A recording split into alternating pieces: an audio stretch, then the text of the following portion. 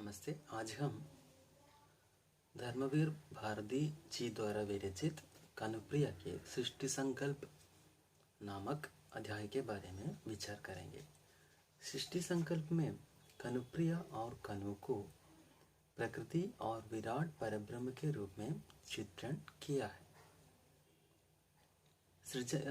इसका सृजन संगिनी नामक पहला भाग जो है, इसमें राधा की प्रेमानुभूतियों का दार्शनिक व्याख्यान हम देख सकते हैं। इसमें कनुप्रिया ये साबित करती है कि कनुप्रिया कनु के लीला संगिनी ही नहीं, सृजन संगिनी भी है।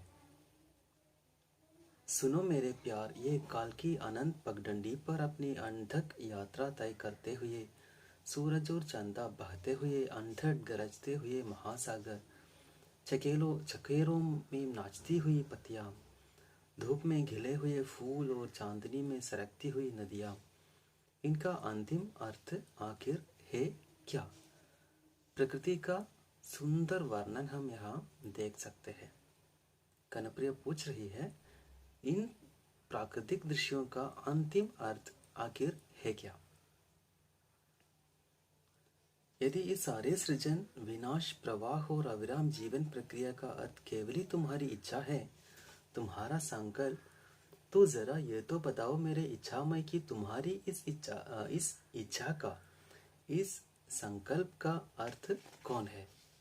अगर प्रकृति का निर्माण परब्रह्म का इच्छा के अनुसार होता है, तो कनुप्रिया पूछ रही है, तुम्हारी इस इच्छा का, इस संकल्प का अर्थ कौन है?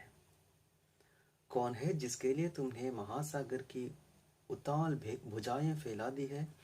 कौन है जिसकी आत्मा को तुमने भूल की तरह घोल दिया है? और कौन है जिसे नदियों जैसे तरल घुमाव दे देकर तुमने तरंग मालाओं की तरह अपने कंठ में, वक्ष पर, कलाइयों में लपेट लिया है?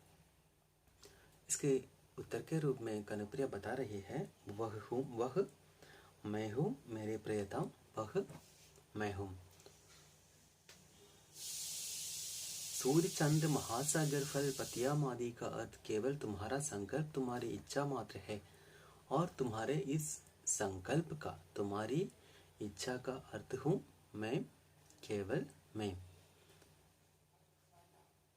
एक से अनेक होने की तुम्हारी इच्छा, इसका भी मूल हेतु है मेरे साथ तुम्हारी प्रणय क्रीड़ा। तुम्हारे मेरे साथ किए गए प्रणय क्रीड़ा की इच्छा और प्रगाढ़ वासनामय प्यार ही सृष्टि, सृजन और जीवन प्रवाह का द्योतक है। सृष्टि के सृजन, प्रवाह और विनाश का क्रम आखिर चलता रहता है। मैं तुम्हारे इस समस्त आयोजन में लीला संगिनी और सृजन संगिनी के रूप में निरंतर सक्रिय रहती हूँ।